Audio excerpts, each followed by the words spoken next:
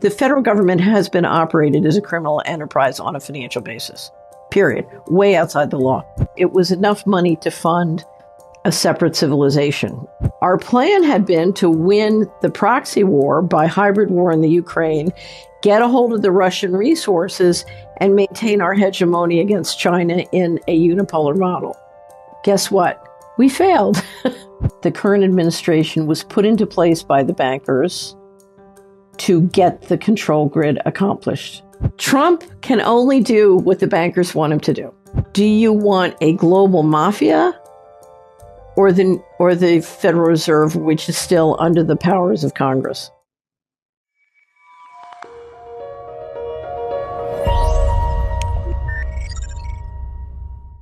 Hello, everybody, and welcome back to Reinvent Money, a podcast about money and power. Back on the show today, former Assistant Secretary of Housing and Urban Development in the George H. Bush administration and founder of the Solari Report, Catherine Alston-Fitz. Welcome back to the show, Catherine. Hey, Paul, it's wonderful to be back. I love you. I love your company. Oh, thanks so much. Yeah, last time we actually recorded at your place in Friesland. Yeah. A wonderful location. This time we do it online. Looking forward to catching up with you because there's just so much going on and we cannot possibly discuss all the major events in one podcast. So let's just focus on two things that are near and dear to you.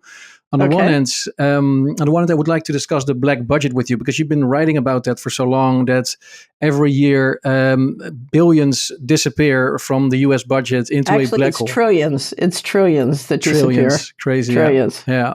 And so I was wondering if Doge, Musk, and his ilk can actually shed some light on the black budget and whether we can find out what's going on there, or whether you think that's not going to happen. So that's one topic. And the other topic is the CBDC, because you are very skeptical and you find CBDC a very dangerous prospect.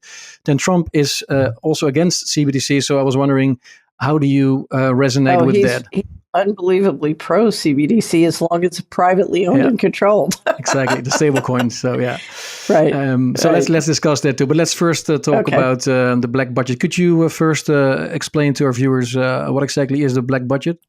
So the black budget started in at the end of World War II with the 47 and 49 Act in the United States, where a process was set up to fund a secret infrastructure for highly classified projects by the military and intelligence. And at first, there was money that was seized at the end of World War II, and that was a portion of the funding. But there were also ongoing activities, including clawing money out of appropriations made to other agencies that was used for black projects. And you had one congressional committee which would oversee the quote-unquote black budget. And as that money grew and then was made eligible for providing contracts to private corporations, so bringing private companies in to do these highly classified projects and pay for it from essentially issuing treasury bonds and borrowing money, you created a direct linkage on classified projects between the ability to borrow as much as you wanted globally and the stock market. It's the only way I can describe it, the securities market. And so the black budget grew and grew. And then something happened. We had a budget deal in 1995. There was a big effort by the central bankers to get the U.S. governmental process on a more balanced budget and a financially responsible trajectory with respect to retirement savings. The budget deal exploded. The government shut down. There was a big fight. And as later described to me by the head of the largest pension fund in the country, we've given up on the country. We're moving all the money out starting in the fall. And that was the fall of it was October 1997, the beginning of the 1998 fiscal year, when literally trains of money started to disappear. And by 2001, there was $4 trillion missing. And on September 10, 2001, Donald Rumsfeld, Secretary of DOD, which was one of the agencies where the majority of money was going missing, got up and did a press conference and said there's $2.3 trillion missing from the Department of Defense. And I was working with a reporter on a story that was going to publish that Friday, cover story, going for, gratis to all the Senate and congressional desks, explaining about all the money that was disappearing from the federal government. We called it the missing money. And I made the mistake of saying to the reporter, nothing will stop this story from going viral. And then we know what happened the next day. And what happened the next day is several buildings holding all the records of that $4 trillion got blown up. And we were off to the races with great appropriations in the war on terror. But the money kept going missing. I kept covering it for many years. And so a process began. The largest amount that went missing in any year was in 2015, 6.5 trillion. And a professor from Michigan State University heard me talking about it and said, what can I do to help? And I had him and his students do a survey of DOD, the two agencies where the majority of money had gone missing. And he came back and found 21 trillion missing. I had it up to 12 trillion, and he increased it by 9 trillion. And essentially, what everybody says, well, where's the money going? And we can engage in conjecture on that. But clearly part of the problem was that trying to finance the black budget and a whole parallel universe of sort of weaponry and intelligence and military infrastructure was getting more and more painful. When 9/11 happened, they passed the Patriot Act. That made it much easier to get on budget money into the black budget, but it kept ballooning. And literally, the way some of us describe it is it was enough money to fund a separate civilization. Essentially people saying we can't operate within this democratic machinery. We have to fund and build a secret infrastructure outside the government. So we called it the Breakaway civilization. And literally, you funded a very significant infrastructure. And one way of looking at what's happening now is the Breakaway civilization is breaking back in. And how does it manifest itself, this breakaway civilization? How can we recognize that? How is it being built?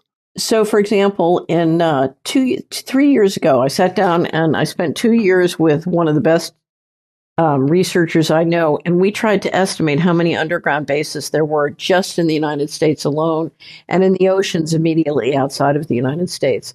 We estimated 170. And that, of course, is the platform for all sorts of activities that you want to keep secret, including some of the things you may or may not be doing in space. And there was a wonderful group. There were two people at the Washington Post, I think, 2010, 2012, that did a big study. They made a database of all the secret facilities and all the facilities that had been financed through the Patriot Act or after the Patriot Act. It was called Top Secret America. And you saw this enormous explosion of money going for these activities. And part of the thing to understand, Paul, is this explosion of secret and invisible activities the money is not often spent productively, and you get an enormous corporate infrastructure which is financially dependent on this money. And then you get huge lobbyists and constituents depending on this money. And the next thing you know, everybody's in the defense and the national security business, and everybody's making money from secrecy. And it was very interesting. I've had a couple of interactions in the last 20, 30 years with various groups who inside the machinery decide, okay, we're going to reduce we're going to reduce the secrecy. And they work through the different liabilities, financial liabilities, because you've transferred so much powerful technology, ownership of technology to private companies without reimbursing the taxpayers, or you've stolen so much money. They can't figure out how to let the secrecy down. And it's one of the things I think that's driving the administration and all the U.S. administrations and around the world to just go to a total control model where they say, because their belief is democracy doesn't work. And so it's similar in most of the G7 nations, but I use the United States. We have the bankers who traditionally controlled monetary policy, and then the people's representatives, the legislature that controlled fiscal policy. Taxation with representation, not without. And part of what happened after the deal in 1995 and why they started, I think, to have what I call a financial coup is they said, look, this doesn't work. We, the bankers, are going to take control of fiscal policy. And what we've been watching, and part of what DOGE is doing, is the continual process of stripping away the civil service so the bankers control through corporate contractors. Right. And that's part of building the control grid. Yeah. So because on the one hand, you could argue DOGE is, for example, bringing full transparency when it comes to US aid, and they are trying to make it clear to the American public and the whole world, basically, how the money is being spent in the US. on a government level. And they also were going to check out the DoD, right? Some of the expenses within DoD. But you don't think in the end Doge could play a role in trying to uncover all these black budget expenses? So let me, because we can make some things very simple, and this is something we can make very simple. So when the professor from Michigan State University, Dr. Skidmore, and I published this big study in 2017 saying there's 21 trillion missing, of undocumentable adjustments in the government, of course, the question was, I was part of a group of people in the first Bush administration who got laws passed saying you have to have audited financial statements. And the reason we know there's 21 trillion missing is every year they said we can't publish financial statements as required by law, and here are the undocumentable adjustments, right? So they failed to comply with the most basic constitutional and legislative requirements of how we run finance. The federal government has been operated as a criminal enterprise on a financial basis. Period. Way outside the law.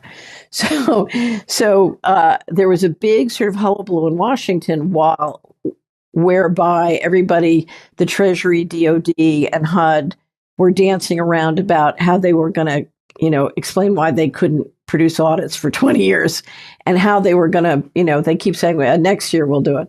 Okay, so the resolution of that big debate, Paul, was in October 2018.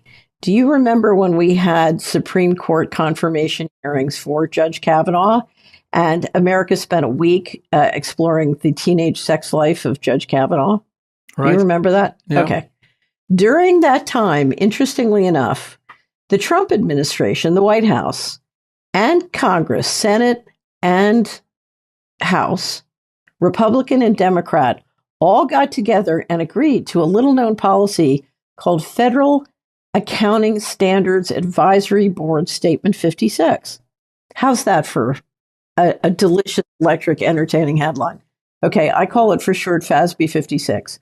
What FASB 56 said, as a matter of administrative policy, agreed to everybody during the sex scandal that the U.S. government didn't have to obey the Constitution, provisions for financial management, didn't have to obey the laws and regulations, and that a secret group of people, by a secret process that would remain secret, could take portions of the federal government finances and move them outside the financial statements and the budget process on a secret basis, not just for the 24 agencies, but for 150 plus governmental entities. And when you combine it with the national security classification laws, it also applies to the big banks and defense contractors and other contractors doing with the federal government. Now, let me explain to you what that means as a matter of financial disclosure. It means when I look at the U.S. bond market, whether it's the Treasury bond market, the corporate bond market, or most of the large cap stocks, their financial disclosure is entirely meaningless. I have no idea what it means. Okay? Yeah. Now, the first thing, if you're serious and you're Doge and you want to, I think their number one goal is to cut current expenditures and try and help get the model back in economic balance. And we need to talk about the real issues that need to be faced and dealt with. And I think that's part of what they're doing. The first thing you would have said is, something? We're going to rescind FASB 56. Not a word. Go over to X. Everybody's saying, why aren't you doing anything about FASB 56? Why aren't you saying anything about the 21 trillion? Mum's the word. Okay. But remember, FASB 56 was done by the first Trump administration. Right. Right. Okay. So here's what Doge is doing. So one of the most important interviews at the beginning of the administration is Secretary of State Rubio gave an interview and he said, we're no longer a unipolar model. It's now a multipolar world, and we have to adjust to a multipolar world. Okay. You're talking about an enormous change because we're taking the old Bretton Woods system that was adapted for the petrodollar and is now adapted to the debt dollar.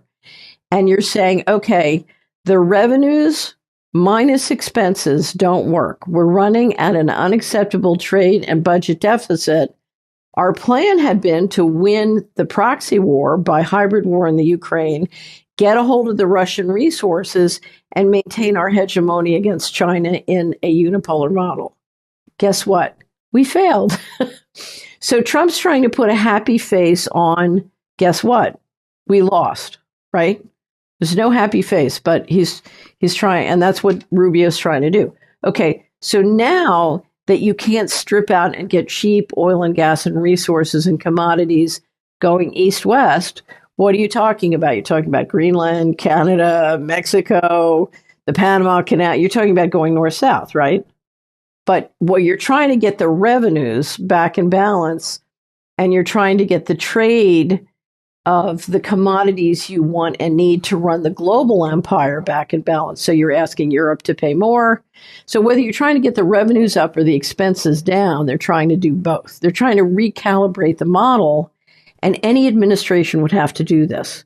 And one of their biggest problems is that one of the reasons the expenses have ballooned, you've been paying people to go along with what you're doing. So the American population is basically, here's your check, sit down, shut up, don't ask questions. And whether it's hiring a lot more people on defense contractors or giving everybody a check not to work, the lack of productivity has gone up, up, up, up, up.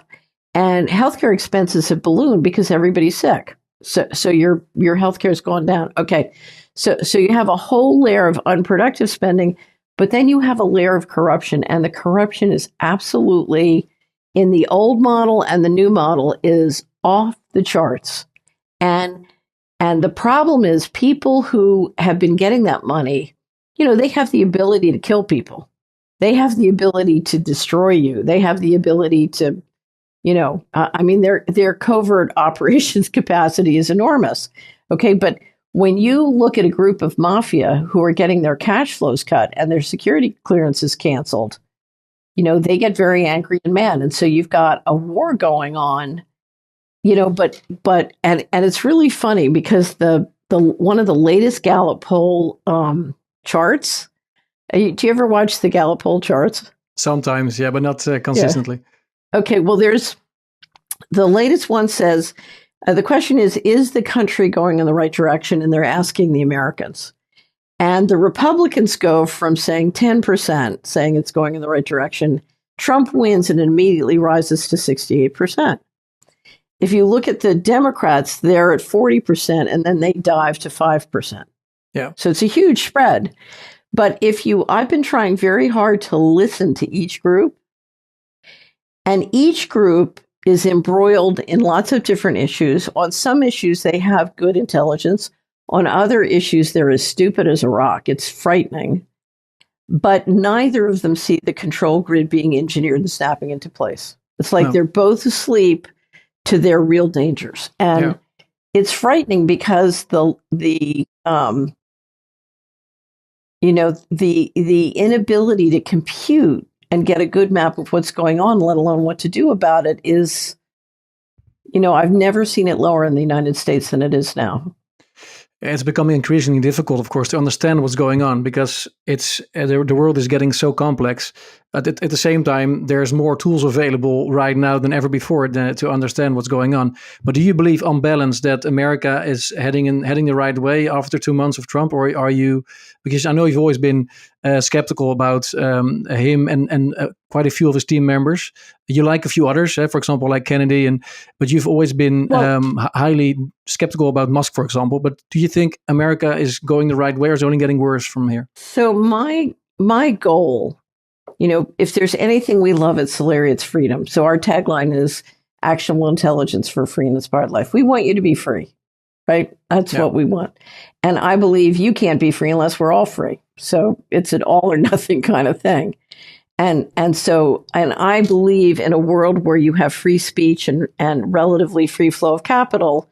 That's where entrepreneurs solve a lot of the problems that plague us, and people figure it out in their daily lives. So our focus is on sovereignty, individual sovereignty, government sovereignty, and freedom. And I would say that the current administration was put into place by the bankers to get the control grid accomplished. The last group couldn't accomplish the control grid. This group is doing a remarkable job of implementing the control grid at high speed, and marketing it. And I would say both the Democratic and Republican side do not see the digital concentration camps snapping into place around them, and it's shocking. Yeah, it's like a new technocracy, right? That's being rolled out in front of our eyes. It's not technocracy; it's slavery. I mean, I think it'll have a different face and feeling in Europe than in the United States. But in the United States, we're talking about slavery, and we're talking about, I have said that if you look at one of the reasons we can get rid of USAID is we don't need soft power anymore, because with drones and robots and invisible weaponry and surveillance systems, we can use hard power very cheaply and economically. And if you look at some of the things that have been happening in the United States with using hard power to basically kill people and take their lands, this is very dangerous. Yeah, but at the same time, you do favor smaller government. So with Trump slashing Department of Education, like halving costs, and also sending away lots of bureaucrats, it should make the federal government smaller. So that would align then with your view of more individual freedom. Is that correct? No, not at all.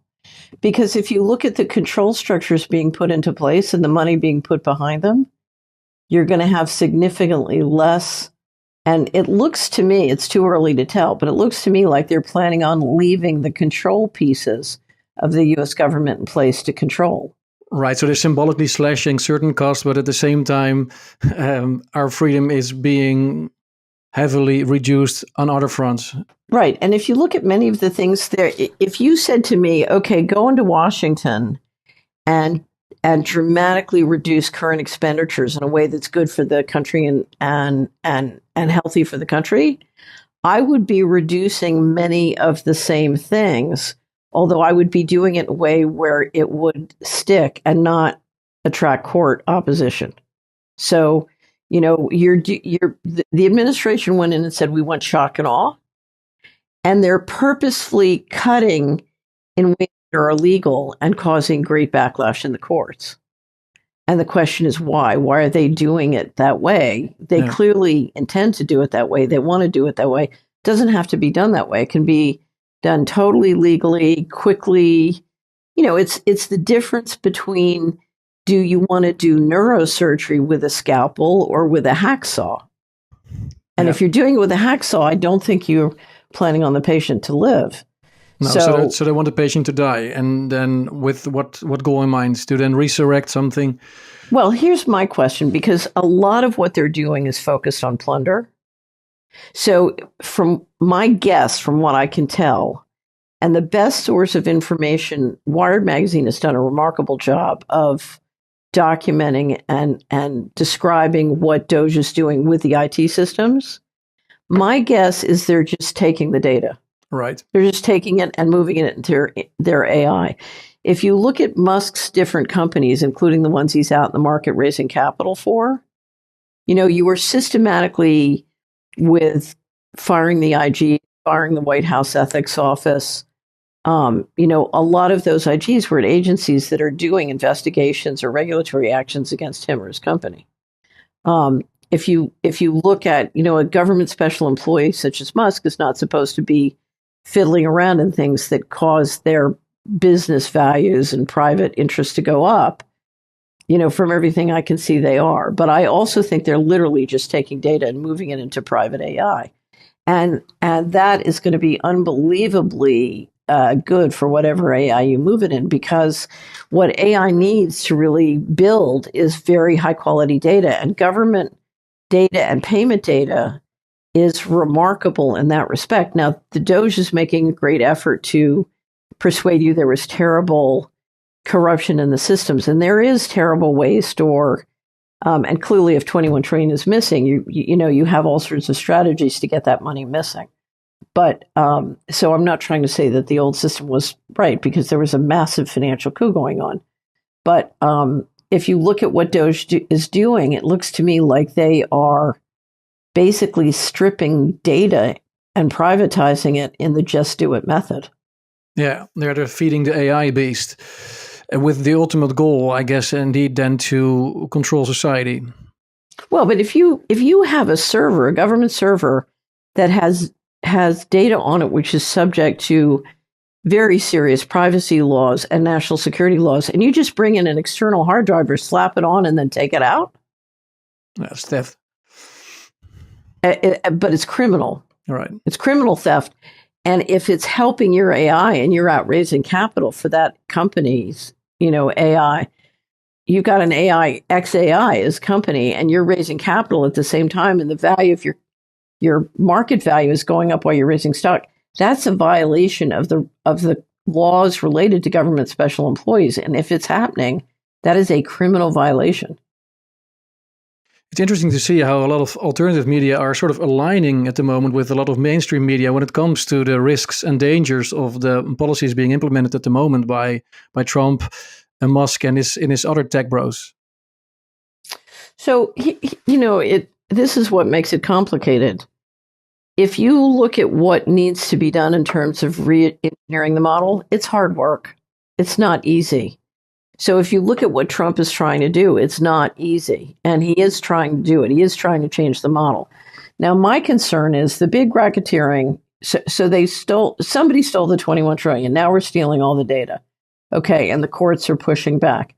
But the big steal is what Howard Lutnick, the Secretary of Commerce, described as $500 trillion of land and mineral resources owned by the federal government. So if you think the federal government has $36 trillion of debt, that's pretty tiny compared to $500 trillion of land and mineral assets. And unfortunately, my concern is this group of people is really looking to privatize and steal that. And we're looking at a group of people building up to the biggest land grab in history. So they're driving down the economy to the bottom in order to then seize the opportunity to buy assets on the cheap. Well, my question is, are they systematically now? If you look at some of the things that so tariffs or other things the president's trying to do, he wants to move manufacturing back to the United States, and you need the dollar to come down, and you need a variety of reasons for it to be cost effective to move back. So I'm not saying he's necessarily doing those things to cause a recession. But if you look at a whole bunch of stuff that's going on, it looks to me like we're building up into, a real potential reset down. So, for example, if you look at all the growth in GDP for quite a while now, it's come from deficit financing, right, in the United States. So, I don't know. It looks to me, if you look at what the shock and awe strategy is, and I don't know the answer. The shock and awe strategy is designed to dismantle a portion of the government and the economy in a way that you could get a very significant recession. I mean, here's the biggest question on the economy. And it comes down to the fight over the HHS appointees. So HHS is the Health and Human Services. If you look at the 2025 federal budget, the military, the on budget, not the black budget, but the on budget military budget is $857 billion. The Medicare and Medicare, the healthcare budget is $1.8 trillion. So it's more than double the cost of running a global military. Okay. And that has ballooned. If we went back to 2010 disability levels, Paul, we would save $500 trillion a year on the budget. So when Kennedy went through his confirmation hearing and he said, we have a chronic epidemic, we have an epidemic of chronic illness among the children. He uses the number, I think 54% of kids have chronic illnesses. The pediatrician I most trust says it's up in the 70s because most kids can't afford to get properly tested. So America is being poisoned.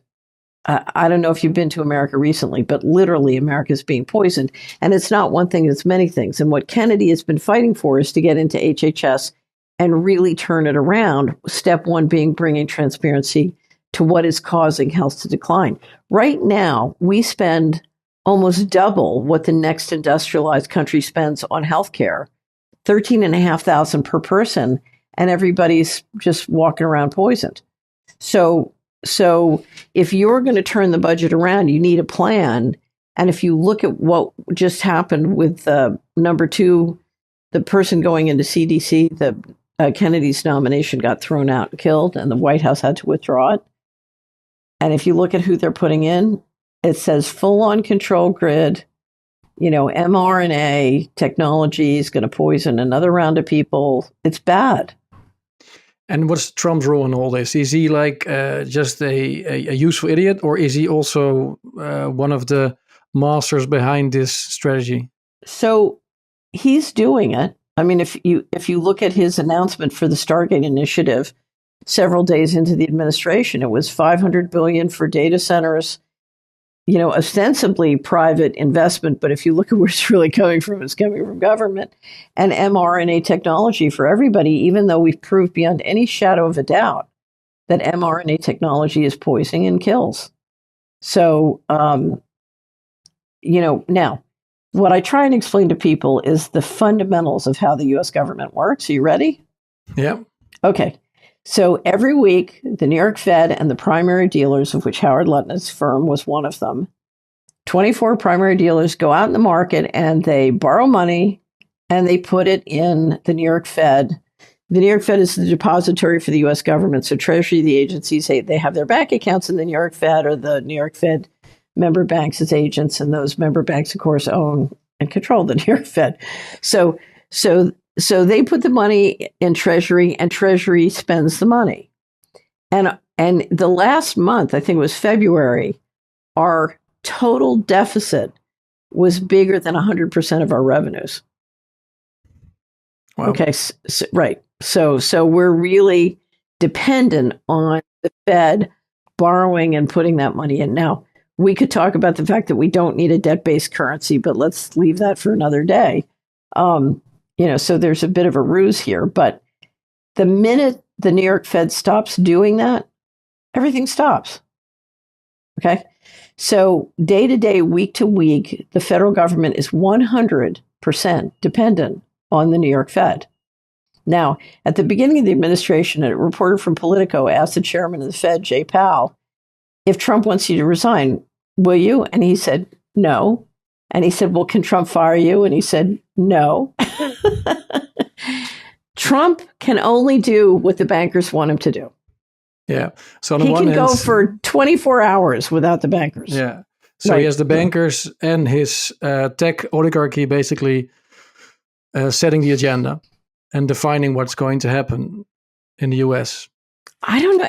Did you just see Elon Musk's dad did an interview? It was quite wild. I don't know if you saw it. No. I know they don't see each other, but what did he say? So we're going to use a clip of this, and we're just about to record our first quarter wrap up. We have great clips on everything. The big story we're going to do is Trump, the first 70 days. And, we got tons of clips and stories and everything. But so Musk's father gives an interview and says, he's talking about how close the family is to Netanyahu. And Netanyahu, 2 years ago in the Biden administration, had explained publicly that Elon Musk was the real president. True fact. Yeah. Yeah, he's already being called the co-president, right? But it leads to all sorts of anger and fighting also within Trump's crowd. So sooner or later, some people will probably. You look like I'm giving you a headache. Yeah, no, it's more like it's such a mess. And what about something? It's not a mess. In other words, what we need to do is distill the complexity down and see the basic, simple phenomena of what's happening. Because it all comes down to revenues, expenses, and assets. You need your revenues to go up and you need your expenses to go down. And part of it is the United States, the dollar system, have been running the greatest misallocation of capital in the history of Western civilization. And you know that because you have a very wonderful and successful gold company.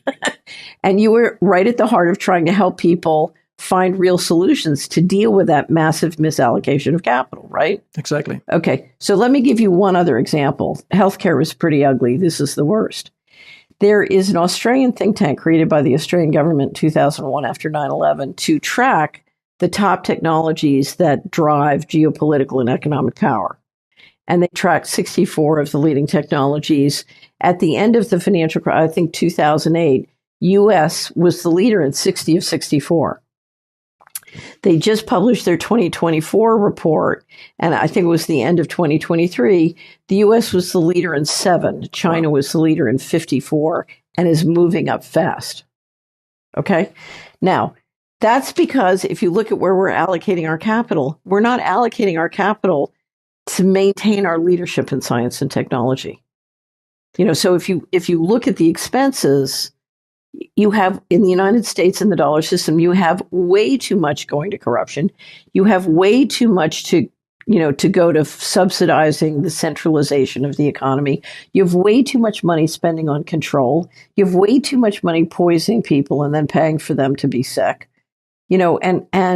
And we either as a society have to change the way we allocate capital, or basically we're all going to be governed by the Chinese. Yeah, but I guess that's also where people like Musk and Peter Thiel would agree with you that the US needs to invest more into technology and science and AI and robots. And so I guess they would like to achieve that goal by slashing unnecessary expenses and by focusing on technology. So I think technology is important. However, I would say it's not number one. And here's why. One of the things I love about some of the people Trump has brought in is they think and function entrepreneurially.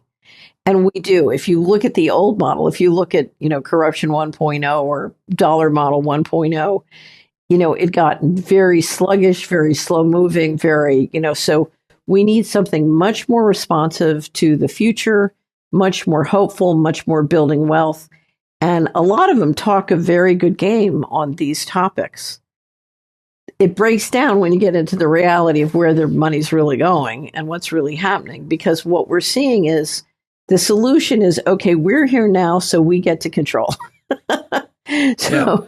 So I'll never forget when I was having a meeting with a cabinet secretary I was working for when I was in the Bush administration, and we wanted to propose a new housing platform. And we brought in 2 guys who were the top guys in the housing industry who'd led this commission on how we should reinvigorate housing in America. And they had proposed lots of decentralization. And the secretary wanted a lot of centralization. And of course, because that's how you get political contributions, you centralize control, and then everybody's got to come into you and give you political contributions, and there you go. And so one of them said, well, Mr. Secretary, I thought you Republicans, you believed in decentralization and local whatever. And the secretary had this little assistant who'd come in from Heritage Foundation, which is one of the conservative think tanks. And he was very kind of chipper, and he said, yeah, but we're here now. Yeah. Right. Yeah, it's always the same thing, right? I mean, the Heritage Foundation was also, I think, authoring this Project 2025, right? Right. Is that something that's being rolled out as well? Is it sort of overlaps with what you just said?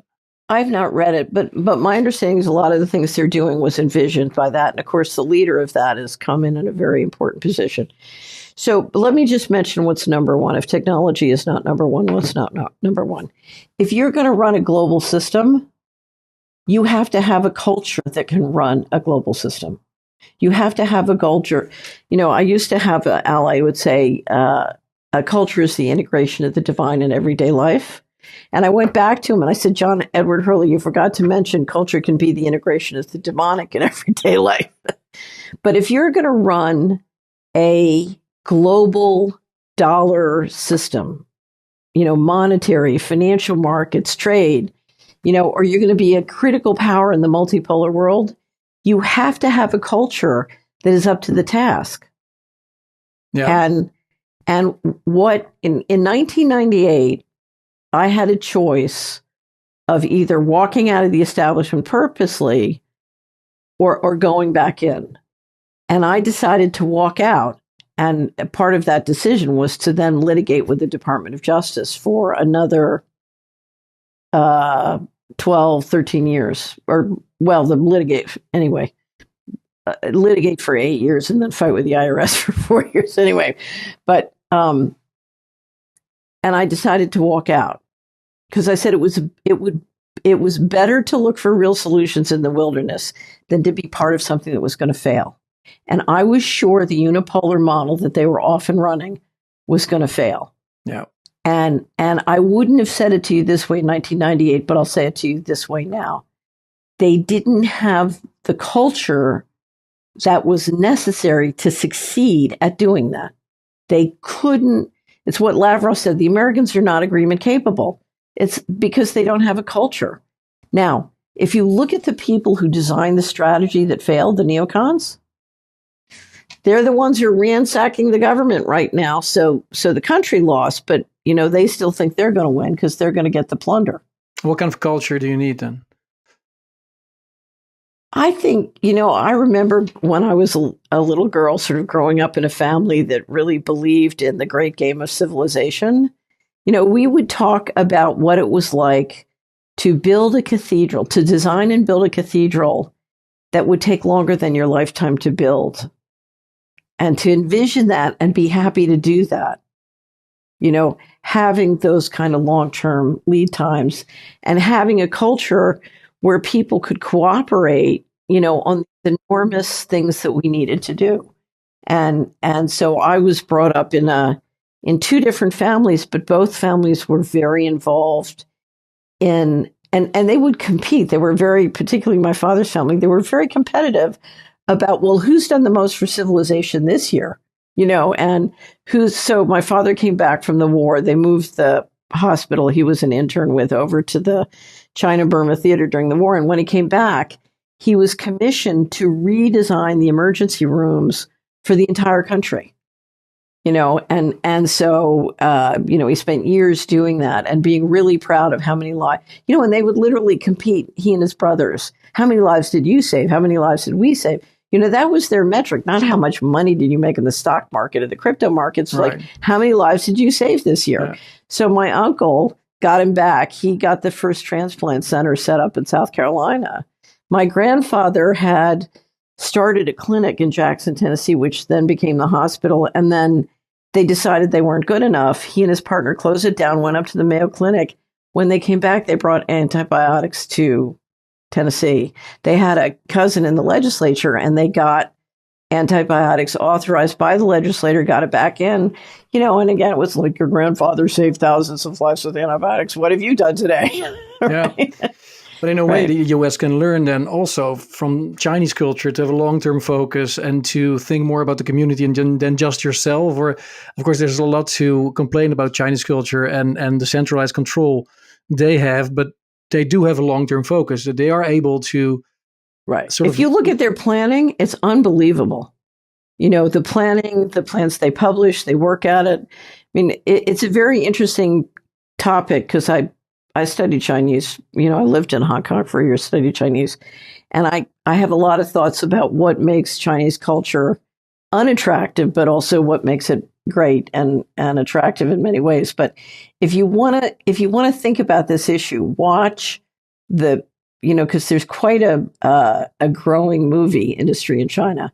Watch Wandering Earth 1 and 2. Okay, and watch the comparisons in Wandering 2 is particularly good. So you have the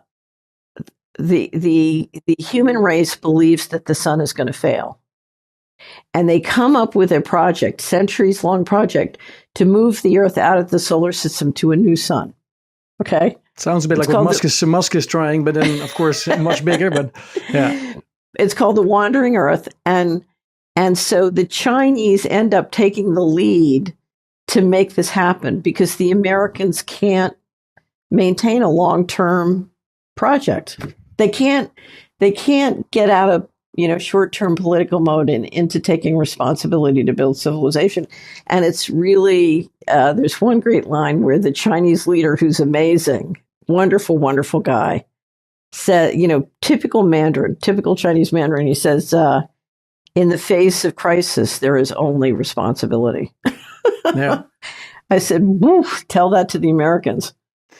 But I guess that's also the point that guys like Peter Thiel and Musk make, that they believe that democracy is not going to work because it only leads to a loss of freedom and also a slowing down of the economy. And if you have more of a technocracy in place, you should be able to achieve better outcomes for the economy, for society. If you look at trying to do things with that kind of digital control, it's not only environmentally very damaging and energy wasteful, it's so anti-innovation. I mean, I could talk about this forever. Yeah. It's a lose, lose, lose, lose. It's total yaya.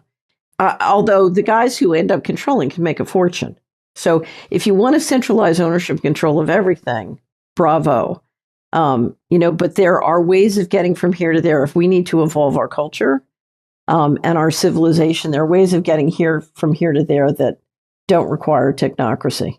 I like your road better than their road, to be honest.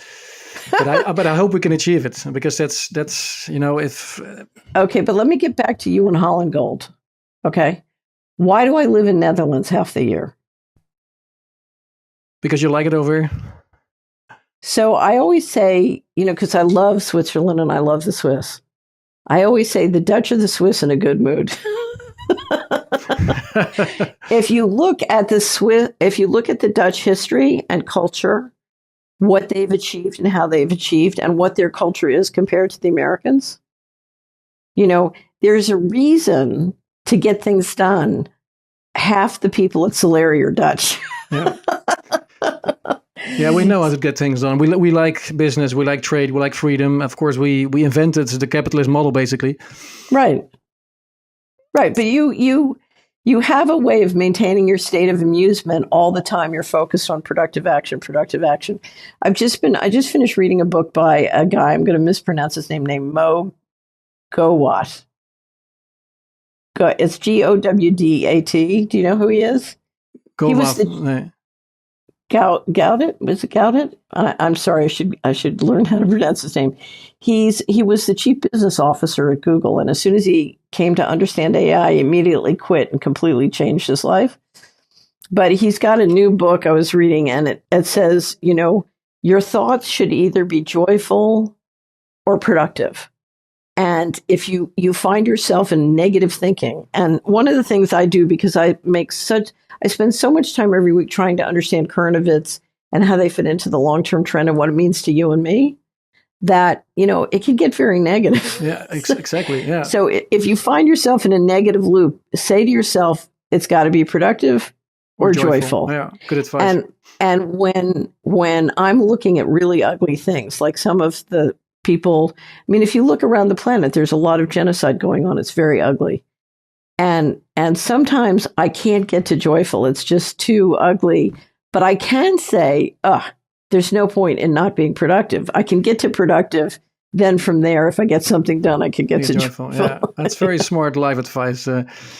We also wanted to talk a little bit about, we already talked for 50 minutes or so, but let's also talk a little bit about CBDC and stablecoins, because you already mentioned earlier that the debt-based dollar system is of course changing, but it's still being maintained. It's still the hegemonic currency, but it seems like they need the stablecoins as a next way to maintain the dollar dominance and the status quo. Right, and it's very clever. So if you look at remember in Iraq when they would send pallets of cash, and to get everybody off the dinar, they just hand out cash all over Iraq or whatever they were doing. It was billions and billions of dollars of pallets of cash just going to Iraq. So the stable coins are going to be the digital equivalent of the pallets of cash in Iraq. Right. What you are going to try and do is get every person around the world who you can reach through a mobile phone to get on the dollar. You're going to try to massively build the market share of the dollar. And if you can engage Google Pay, Apple Pay, Visa, MasterCard, all these people, you can literally afford to give away massive amounts of dollars just to get them on the dollar, right? So you can go to extraordinary lengths to build out the market share. And that's what they want to use stablecoins doing. And as they do it, they can use stablecoins to do what they used to use the hedge funds for, which is to balloon their balance sheet, and they buy more and more treasuries, and that keeps the treasury market going. So I saw this week Tether was like the 7th largest buyer of treasuries in that particular week. So it's like the biggest stablecoin. It's already on one of the biggest buyers of treasuries at the moment. Well, if you're pumping out money, it's a way to balloon it that doesn't go into the regular indices. It's kind of, you're building a parallel track. If you look at the Genius Act, which is the act going through Congress to create the regulatory structure for stablecoins in the US, it's all going to run by the big banks. I mean, if you look at the New York Fed and the banks that own and control the New York Fed and the banks that are going to control the stablecoin market, it's like meet the new boss, same as the old boss. Yeah. Here's the important thing to understand, Paul. If the guys at the New York Fed do a CBDC, they are subject to congressional oversight and the rules and regulations and laws that oversee them and require them to do certain things and provide disclosure. If those same banks do a CBDC, i.e. programmable money through stablecoins, they are free of Congress. Yeah. But if they would, because of the big fear people have, of course, is with CBDC, you have centralized control and people are afraid that at some point it could lead to governments censoring their expenses or programming their money. When we use stable coins, it's a little bit more dispersed, right? A little bit more decentralized. No. So totally centrally controlled, but privately with no obligations to the citizen or the Congress or anybody else. So worse even then, basically. Completely out of control. Yeah. They are not subject to FOIA. They are not subject to reporting. They are not subject to disclosure. Get ready for, do you want a global mafia or the Federal Reserve, which is still under the powers of Congress? Which do you want? I would then choose the Federal Reserve, with pain in my heart. But I hate to say it, this is the first thing I've ever seen anybody do that made the Fed look good. Yeah, and that takes something. Yeah. If you come into Solari, we have a panel called Video Shorties, and one of the first playlists is financial transaction freedom. And the first 3 videos are the ones I always show people to help them understand what's going on. But one of them is the president of the Minneapolis Fed saying, Americans would be crazy to let this happen. CBDCs are terrible. Well, we'll lose taxation. They'll just take the taxes out of our bank account. You don't want this. So the Fed has slow walked this whole thing because they know they can't really do this unless they get out from under Congress. Right. So if you would choose between CBDC and stable coins everywhere in the US and across the world, even you would also choose CBDC then, or? Nope. You're not going to get me to go along with any of the, I wouldn't. You can't make me. No. So, and this is really funny because this has happened to me. When I was litigating with the Department of Justice, I was told it was hopeless. I had no chance. I was going to die. I was going to live in poverty. I was going to, and I studied for 2.5 years spiritual warfare at a wonderful church. I mean, I really got an immersive course in spiritual warfare. And what you learn in spiritual warfare, there's a concept of just standing. And when it's absolutely hopeless and there's no way, you just stand on God's word. And what happens to you, I swear, I wouldn't have believed it and I wouldn't have tried it if I had any other choice, but is suddenly a door opens that wasn't there. It's kind of like the universe says, okay, well, we couldn't trick her on that one. So open, Yeah. Open doors, and yeah, so you can't get into that. The technocrats love to do that. Do you want to cut off your right foot or do you want to cut off your left foot? It's like, I'm not. Good advice. Stand your ground and be strong. Any more advice, Catherine, you have for our dear viewers? I hate to be totally obsequious, but you know something? You absolutely, if you come to Solari, we have a great old piece, but still timely. What % of my assets should I hold in precious metals? And we divide precious metals into a core position and an investment position. Right now, everybody, 100% should have a core position, with some rare exceptions. But right now, I've never seen gold look more attractive as an investment position as well. So I appreciate you. I appreciate Holland Gold. But precious metals, for a variety of political and economic reasons, I think is going to do very well. And if somebody's not familiar with precious metals, they need to start learning. I tell everybody, never touch precious metals until you've gotten yourself a really good education on what it is and how it works, and how, given what you need, where you want to own it, how you want to own it, what you want to own. So it's a big topic, but, the time has come, and there are a lot of good people who've been building businesses to help you with this. And this is what I'm saying is good for Holland Gold, but Holland Gold could be very good for you. So get that education and start thinking about precious metals. Well, thanks so much for the recommendation, Catherine. And people can definitely also educate themselves on many different topics, from investing to health to spiritual awareness, going to Solari, of course. So could you give the website where people can find? Sure. So we'd love to have you as a subscriber. We have a lot of free introductory content if you want to just first get to know us. It's at solari.com, solari.com. And you'll find everything there. Yeah, and you also regularly organize meetups for people that are. We just had I wish you could have come. We had the most wonderful. A lot of people brought their kids. So nice. We had some not too young. We had a lot of college kids and that age, but and we had people from Austria, Switzerland, Netherlands, Italy, Germany, Belgium, England, Ireland, and the greatest one, we had somebody come from Sardinia, sat down, turned, and introduced himself to the person next to him, and they were also from Sardinia, and they'd never met before. They were like, "What?" What a freaking coincidence, yeah. Or Providence, yeah. Well, we have to, if you want to have a successful life right now, you have to find like-minded people. You have to find people who want to be free, who really work at being free, and enjoy helping and collaborating with other people who want to be free. Yeah. Yeah. Totally agree, Catherine. Thanks so much for all your insights and all the work you do. And perhaps next time we can do it again in your office and that would be great. In Friesland. Keep up the good work and keep in touch. Thank you, Paul. Have a wonderful day. You too. Thanks.